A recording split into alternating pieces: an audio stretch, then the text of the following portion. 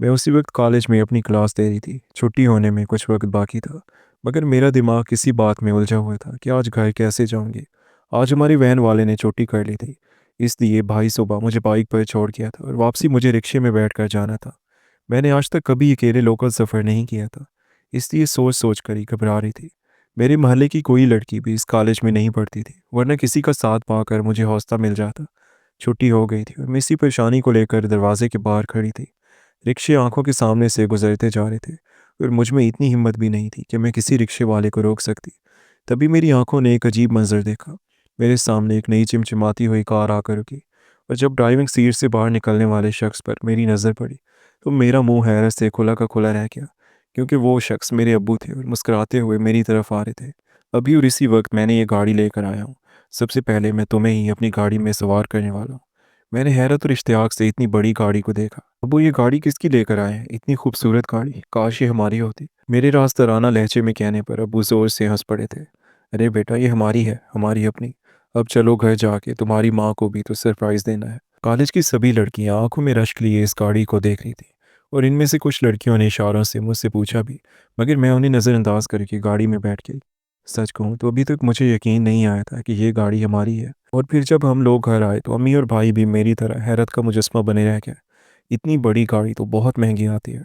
आपके पास इतने पैसे कहाँ से आए? फिर गाड़ी खड़ी कहाँ करेंगे? घर में तो जगह भी नहीं है। अबू ने हमारे छोटे से घर पर एक सोचती नज़र डाली थी।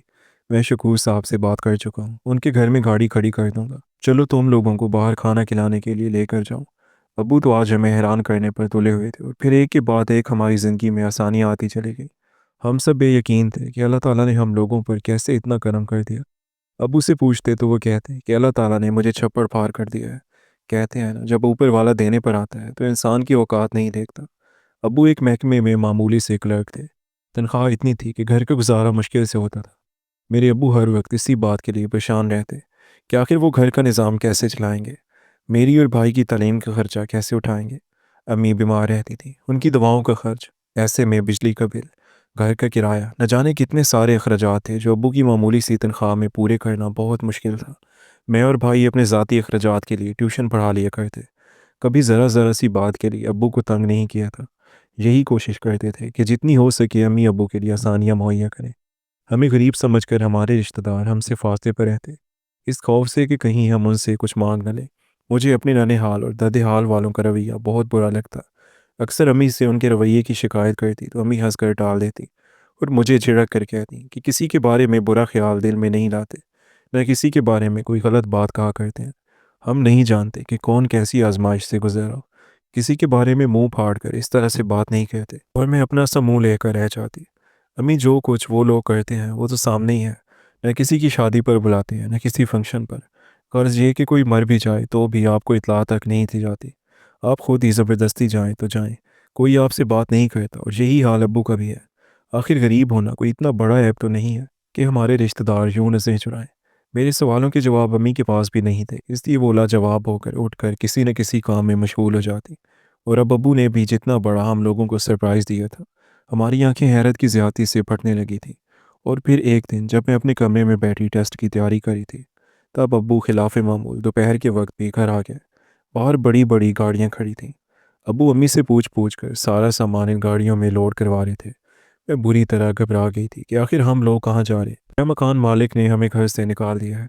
मेरी घबराहट देखकर अब्बू मखसूस अंदाज में मुस्कुराए थे। अरे नहीं मेरी बेटी, किसी ने भी हम लोगों को घर से नहीं निकाला। मगर अब्बू, फिर आप ये सारा सामान गाड़ी में क्यों लोड करवा रहे हैं? हम लोग कहाँ जाएंगे? क्या आपने कोई नया घर किराए का देखा है? मैंने कहा शायद इस हवाले से कोई घर मिल गया होगा। अम्मी मेरी तरह हैरान थी। वो भी अब्बू से तरह तरह के सवाल पूछ रही थी, और अब्बू थे कि किसी बात का सही से जवाब नहीं दे रहे थे। उन्होंने भाई को भी कॉल करके घर पे बुला लिया। वो भी हमारे साथ आ गया। अब्बू हमें एक बहुत प्यारे से घर में लेकर आ गए। ये घर किसका है? मेरे पूछने पर अब्बू कहने लगे, ये हमारा घर है बेटा, आज से हम लोग इसी घर में रहेंगे। मगर इसका तो बहुत ज़्यादा किराया होगा, आपने इतना महंगा घर क्यों ले लिया? मैं देख रही हूँ कुछ दिनों से आप बहुत ही ज़्यादा फजूल खर्चियाँ करने लगे हैं। आप भूल रहे हैं कि आपकी जवान बेटी भी है। इसकी कल को शादी भी करनी है और एक बेटा भी है। इसके मुस्तकबिल को संवारना है। अगर हम लोग इसी तरह से फजूल खर्ची करते रहे तो अपने बच्चों के लिए कुछ नहीं कर पाएंगे। अरे क्यों परेशान होती हो? भली लोग हैं। मत परेशान हो, ये हमारा घर है, मैंने किराए पर नहीं लिया। बल्कि इसको ख़रीद लिया है। आज से हम लोग इसी घर में रहेंगे और तुम मेरी बेटी के बारे में परेशान मत हुआ करो। देखना, इसे ब्याने के लिए तो कोई शहज़ादा आएगा और हमारा ये बेटा ये भी बहुत अच्छी तरह से ज़िंदगी में सेट हो जाएगा। इसको तो मैं कारोबार सेट करवा कर दूंगा। इससे नौकरी करने की कोई ज़रूरत नहीं है। आज के बाद ना तो हम लोग छोटी मोटी ट्यूशन पढ़ोगे और ना तो हम लोग छोटी छोटी खुशियों के लिए तरसोगे, बल्कि आज से तुम लोगों की हर वो आसाइश पूरी होगी। हर वो ख्वाहिश मैं पूरी करूंगा जो कभी तुम लोगों के दिल में हसरत बनकर पैदा हुई थी। और इस घर में तो ज़िंदगी बिल्कुल ख्वाबों जैसी थी। मुझे कभी कभी डर लगता था कि अगर मैं सो कर उठी तो मेरी ज़िंदगी तब्दील हो जाएगी, शायद फिर से इसी घर में चली जाऊंगी। मगर जब आंखें खोलने के बाद भी खुद को इस खूबसूरत से घर में देखती तो मेरा इत्मीनान काबिल दीद होता। मगर अम्मी का चेहरा हर वक्त बुझा बुझा सा रहता था। न जाने वो इतनी परेशान सी क्यों नजर आती। मैं उन्हें छेड़ती कि अब तो ज़िंदगी में इतनी आसानियाँ आ गई हैं, सब कुछ मुयस्सर आ गया है, फिर आप इतनी परेशान क्यों हैं? आखिर किस बात की फ़िक्र है? और वो हंसकर मुझे टाल देती। अक्सर अब्बू से भी वो किसी न किसी बात पर खफा नजर आती। इस तरह किसी बात पर लड़ाई कर रही होती और अब्बू हमेशा की तरह सुलह जो अंदाज में इस लड़ाई को ख़त्म करने की कोशिश में मसरूफ़ रहते। मैंने नए कॉलेज में दाखिला ले लिया था। नई ज़िंदगी, नई फ्रेंड्स। अब्बू अपनी गाड़ी में ही मुझे छोड़ने के लिए जाते, वापसी पर भी खुद लेकर आते। जब मैं बड़ी सी गाड़ी में कॉलेज जाती तो लड़कियां मुझे रश्क से देखती। पिछले दिनों अब्बू अपने काम में मसरूफ़ रहने लगे थे। उन्होंने मुझे एक स्कूटी लेकर दे दी। मैं अपनी स्कूटी पर ही कॉलेज आने जाने लगी। एक दिन मैं घर से बाहर निकली तो मैंने एक लड़के को घर के बाहर देखा। वो शायद कचरा चुनने वाला था, हमारे घर के बाहर ही खड़ा था। मैं उसे आज तीसरी बार देख रही थी। एक ही जैसे फटे पुराने कपड़े, गंदे होलिये में वो यूं कागज़ चुनता दिखाई देता, कभी नालियाँ साफ करता। मैंने उसे देखकर सोचा अगर वो अपना ख्याल रखता, खुश लिबास पहनता तो देखने में बहुत माकूल लगता। ना चाहते हुए भी मैंने एक दिन उसे रोक कर ये मशवरा दिया तो वो अजीब से अंदाज में मुस्कुराया था। बीबी जी, मैं गरीब आदमी हूँ, यही मेरी ज़िंदगी है, यही मेरी हकीकत है। हमें तो नए कपड़े पहने हुए सालों बीत जाते हैं, हमें इसी तरह से ही रहने की आदत है। और उसे देख कर मैं घिन खा कर रह गई थी। कितना गंदा इंसान है, इतनी गंदगी में कैसे खुश रहता है। माना कि वो महंगा लिबास नहीं अफोर्ड कर सकता, मगर साफ लिबास तो पहन सकता है। गुर्बत हम लोगों ने भी देखी थी। कभी कभी ऐसा भी होता था कि मेरे पास पहनने के लिए सिर्फ दो जोड़े होते थे, मगर एक जोड़ा मैं धो के रख लेती तो दूसरा पहन लेती। आज तक मैंने कभी भी गंदे कपड़े नहीं पहने थे, इसलिए मुझे इस आदमी से घिन आती थी।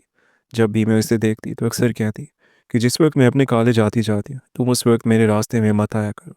तुम्हें देखकर मेरा पूरा दिन बहुत बुरा गुजरता है। एक दिन गुस्से में मैंने उसे ये बोल दिया था और वो सर झुका कर वहाँ से चला गया। अब अब्बू से भी मैंने उसकी शिकायत की तो वो भी हंस पड़े। अरे वो गरीब आदमी है बेटा, कहाँ जाए? जहाँ पर उसे काम मिलेगा वहीं ये काम करेगा ना। इस मोहल्ले के लोग उसी से नालियाँ साफ़ करवाते हैं और ये कचरा वगैरह चुनना भी इसी बेचारे का ही काम है। तुम क्यों इससे खार खाती हो बेटा? नज़रअंदाज किया करो, अपने रास्ते पर अपनी मंजिल पर निगाहें जमा कर चला करो। अम्मी भी मुझे टोकने लगी थी। इस घर में आने के बाद तुम सभी लोग बहुत पढ़ निकालने लगे हो। मैं देख रही हूँ कि तुम सभी लोग बहुत बदल गए हो। अपनी ज़िंदगी भूल गए हो। अपना वो बुरा वक्त जब हमारे घर में भी खाने को कुछ नहीं होता था, तब किस तरह से तुम सब्र शुक्र करके रहते थे, और अब दूसरों को देखकर उनका मजाक उड़ाते हो। कल को तुम अपने रिश्तेदारों को बुरा भला कहते थे कि वो तुम लोगों से दूर दूर भागते हैं, और अब तुम भी वही काम कर रही हो, गरीबों को देखकर उनसे दूर भागने वाली। अगर किसी की मदद नहीं कर सकती तो उससे नफरत करने का हक भी नहीं है। अम्मी तो मुझे अच्छी खासी बातें सुना देती। मैं खाना छोड़कर अपने कमरे में आ गई। मेरा मूड सब खराब हो गया था। भला एक मामूली से कचरा चुनने वाले की वजह से अम्मी ने मुझे इतना कुछ क्यों सुना दिया? जिंदगी किसी पुरसुकून दरिया की तरह बह रही थी, मगर इस दरिया के नीचे कैसी तंदो-तेज़ लहरें छुपी थीं, इसका हमें अंदाज़ा भी नहीं था। अब्बू एक सरकारी महकमे में मामूली क्लर्क थे। सफ़ेद पोशी का भरम रखना मुश्किल होता था। हमने वो दिन भी देखे थे जब तपती दोपहरों में स्कूल से वापसी पर ठंडा पानी भी मुयस्सर ना होता और अम्मी एक एक टक्के का हिसाब रखती। फिर अचानक किस्मत ने पलटा खाया। अब्बू की जेबें भरने लगी। पुराना खस्ता हाल मकान एक आलीशान बंगले में बदल गया। उस साइकिल की जगह चमचमाती गाड़ी ने ले ली। हम सब खुश थे, मगर अम्मी की आंखों में हमेशा एक अंदेशा रहता। वो अक्सर कहती, इतनी जल्दी तो पौधा भी दरख्त नहीं बनता, ये दौलत कहाँ से आ रही है? मगर हम जवानी के नशे और आसाइशों की चकाचौंध में अंधे हो चुके थे। मैं कॉलेज जाने लगी तो मेरी दुनिया ही बदल गई। अब मैं वो पुरानी सहम कर रहने वाली लड़की नहीं थी, बल्कि एक बड़ी गाड़ी से उतरने वाली अमीरजादी थी। मुझे अपनी इस नई हैसियत पर फ़ख्र था और शायद इसी फ़ख्र ने मेरे अंदर तकब्बर पैदा कर दिया। कॉलेज के बाहर वो कचरा चुनने वाला लड़का अक्सर दिखाई देता। उसके फटे पुराने कपड़े, बिखरे बाल और गर्द से अटा हुआ चेहरा देखकर मुझे घिन आती। मैं सोचती कि ये लोग ज़मीन पर बोझ क्यों हैं। मैंने कई बार इसे हकारत से टोका, उसे बुरा भला कहा, मगर वो हर बार खामोशी से सर झुकाकर वहाँ से हट जाता। उसकी खामोशी मुझे मज़ीद तैश दिलाती। مگر میں یہ نہیں جانتی تھی کہ اس کی یہ خاموشی کسی بہت بڑے طوفان کا پیش خیمہ ہے۔ ایک صبح جب آسمان پر بادل چھائے ہوئے تھے اور فضا میں ایک عجیب سی اداسی تھی، میں اپنے اسکول پر کالج کے لیے نکلی۔ گلی کے موڑ پر اچانک ایک کالی شیشوں والی گاڑی نے میرا راستہ روکا۔ میری چھٹی حص نے خطرے کا سگنل دیا، مگر اس سے پہلے کہ میں مڑتی تو نقاب پوش باہر نکلے۔ انہوں نے بڑی مہارت سے مجھے دبوچ لیا۔ میرے منہ پر ایک نشہ آور رومال رکھا گیا اور دنیا اندھیر ہو گئی۔ جب میری آنکھ کھلی تو میں نے خود کو اسی گاڑی میں پایا، مگر گاڑی رکی ہوئی تھی۔ باہر سے لڑنے چکرنے اور چیخوں پکار کی آوازیں آ رہی تھی۔ میں نے دیکھا کہ وہی کچرا چننے والا لڑکا جسے میں کچرا سمجھتی تھی، ایک کہانی چٹان بن کر ان تینوں مسلح اغواکاروں کے سامنے کھڑا تھا۔ اس کے ہاتھ میں کچرا چننے والا وہ لوہے کا ہک تھا، مگر اس کی آنکھوں میں جو غصہ و چمک تھی وہ کسی تربیت یافتہ شکاری جیسی تھی۔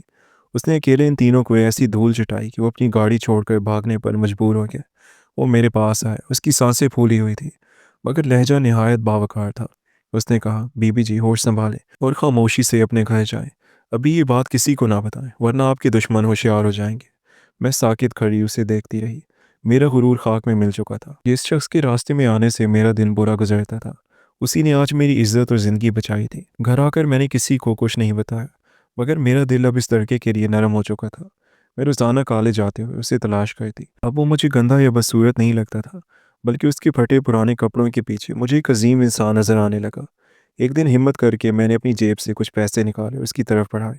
یہ رکھ لو، اسے اپنے لیے نئے کپڑے لے لینا، تم نے میری جان بچائی تھی۔ اس نے میری طرف دیکھا، اس کی آنکھیں گہری اور پراسرار تھیں۔ اس نے مسکرا کر پیسے واپس کر دی اور کہا، بی بی جی، جان اللہ تعالیٰ بچاتا ہے، میں تو بس ایک ذریعہ تھا۔ اور رہی بات کپڑوں کی، تو ضمیر صاف ہونا چاہیے، لباس تو بدلتا رہتا ہے۔ اس کی اس خودداری نے مجھے ورطہ حیرت میں ڈال دیا۔ ایک کچرا چننے والا اتنی گہری اور عالمانہ باتیں کیسے کر سکتا تھا؟ وقت گزرتا گیا اور میں اس مغالطے میں رہی کہ شاید خطرہ ٹل گیا ہے، مگر ایک شام جب میں لائبریری سے باہر آ رہی تھی تو مجھے پھر سے اغوا کر لیا گیا۔ اس بار وہ لوگ زیادہ تھے اور ان کے ارادے خطرناک تھے۔ انہوں نے مجھے شہر سے دور ایک پرانے گودام میں قید کر دیا۔ وہاں مجھے پتہ چلا کہ یہ سب میرے ابو کے کرتوتوں کا نتیجہ ہے۔ وہ لوگ ابو کے اسمگلنگ پارٹنر تھے جنہیں ابو نے دھوکہ دیا تھا، اور ابو مجھے ڈھال بنا کر ابو سے اپنی رقم وصول کرنا چاہتے تھے۔ میں کئی دن اس اندھیرے کمرے میں رہی، بھوکی پیاسی اور خوفزدہ۔ مجھے لگتا تھا کہ اب میری زندگی کا چراغ گل ہونے والا ہے۔ اچانک ایک رات گودام کے چاروں طرف پولیس کی گاڑیوں کے سائرن گونجے۔ فائرنگ کا تبادلہ ہوا۔ تھوڑی دیر بعد دروازہ ٹوٹا تو پولیس کے اہلکار اندر داخل ہوئے۔ انہوں نے مجھے وہاں سے نکالا اور محفوظ مقام پر لے گئے۔ میں کئی روز تک صدمے کی حالت میں رہی۔ مجھے کسی سے ملنے کی اجازت نہیں تھی۔ ایک دن دروازہ کھلا اور ایک اعلیٰ پولیس افیسر اندر داخل ہوا۔ اس کے کندھوں پر لگے ستارے چمک رہے تھے۔ اس کی وردی کی استری اتنی عمدہ تھی کہ دور سے رو پڑتا تھا۔ جب وہ قریب آیا تو میرے پیروں تلے سے زمین نکل گئی۔ وہ وہی کچرا چننے والا لڑکا تھا۔ حیران مت ہو بی بی، میرا نام انس ہے اور میں انڈر کور پولیس افیسر ہوں۔ اس نے کرسی پر بیٹھتے ہوئے کہا۔ میرا سر چکرا رہا تھا۔ آپ تو کچرا چنتے تھے؟ میں نے حیرانگی بھرے لہجے میں پوچھا۔ اس نے مسکرا کر جواب دیا، تمہارے والد ایک بہت بڑے اسمگلنگ گروہ کا حصہ بن چکے تھے۔ ہمیں ان کے خلاف ثبوت چاہیے تھے، اس لیے مجھے بھیس بدل کر تمہارے محلے میں رہنا پڑا۔ تم لوگوں کی ہر حرکت پر میری نظر تھی۔ وہ جو پہلی بار تمہارا اغوا ناکام ہوا، وہ بھی میری پلاننگ کا حصہ تھا، کیونکہ میں نہیں چاہتا تھا کہ تم جیسی معصوم لڑکی اپنے باپ کے گناہوں کی بھیٹ چڑھ جائے۔ اس نے مجھے بتایا کہ میرے ابو اب جیل میں ہیں اور ان کی تمام جائیداد ضبط کر لی گئی ہے، کیونکہ وہ سب حرام کی کمائی سے بنائی گئی تھی۔ میں ٹوٹ کر بکھر گئی تھی۔ جس باپ نے مجھے شہزادیوں کی طرح پالا، وہ ایک مجرم نکلا۔ انس مجھے میرے گھر چھوڑنے آیا، مگر وہاں میرے لیے نفرتوں کا ایک نیا طوفان منتظر تھا۔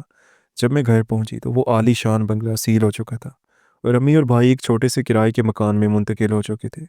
مجھے دیکھ کر امی کی آنکھوں میں ممتا نہیں بلکہ نفرت کی جھلک تھی۔ بھائی نے دیکھتے ہی منہ پھیر لیا۔ اتنے دن کہاں رہی ہو؟ بھائی کے ان الفاظ نے میرے کلیجے کو چھید دیا۔ میں نے بہت سمجھایا کہ میں پولیس کی حفاظت میں تھی، میں اغوا ہو گئی تھی، مگر محلے والوں کی باتوں نے میرے گھر والوں کے کان بھر دیے۔ پورے علاقے میں مشہور ہو چکا تھا کہ کلرک کی بیٹی کسی کے ساتھ فرار ہو گئی تھی۔ میں اپنے ہی گھر میں قیدی بن کر رہ گئی۔ امی مجھے کھانا دیتی تو برتن دور سے پھینک دیتی۔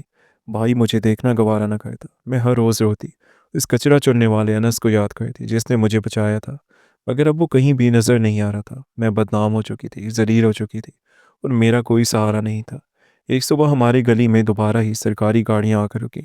محلے والے جمع ہو گئے کہ شاید ایک بار پھر پولیس چھاپا مارنے آئی ہے، مگر اس بار منظر مختلف تھا۔ انس اپنی پولیس کی وردی میں پورے پروٹوکول کے ساتھ گاڑی سے اترا۔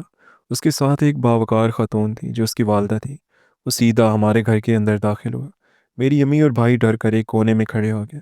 انس نے گرجدار آواز میں کہا، اس لڑکی کا قصور صرف اتنا ہے کہ یہ ایک ایسے باپ کی بیٹی ہے جس نے غلط راستہ چنا، مگر میں گواہ ہوں کہ یہ لڑکی اتنی ہی پاکیزہ ہے جتنا کہ آسمان سے گرنے والا پانی۔ اسے بدنام کرنے والے دراصل خود گندے ہیں۔ میں یہاں صفائی دینے نہیں بلکہ اپنا حق مانگنے آیا ہوں۔ اس نے میری امی کی طرف دیکھ کر نہایت ادب سے کہا، میں آپ کی بیٹی سے نکاح کرنا چاہتا ہوں۔ میں نے اسے اس وقت دیکھا جب اس کے پاس سب کچھ تھا، اور اس وقت بھی دیکھا جب اس کے پاس کچھ بھی نہیں رہا۔ مجھے اس کے کردار پر خود سے زیادہ یقین ہے۔ امی اور بھائی کی آنکھوں میں ندامت کے آنسو تھے، وہ جو مجھے بوجھ سمجھ رہے تھے۔ آج ایک اعلیٰ افسران کی دہلیز پر کھڑا انہیں آئینہ دکھا رہا تھا۔ اسی شام سادگی سے ہمارا نکاح ہوا۔ انس مجھے کسی چوری کی طرح چھپا کر نہیں بلکہ ایک فاتح کی طرح اپنی سرکاری گاڑی میں بٹھا کر پورے محلے کے سامنے سے گزار کر اپنے گھر لے گیا۔ آج میں ایک بہت بڑے گھر کی مالکن ہوں، مگر یہ گھر حرام کی کمائی کا نہیں بلکہ انس کی محنت اور حلال کی تنخواہ کا ہے۔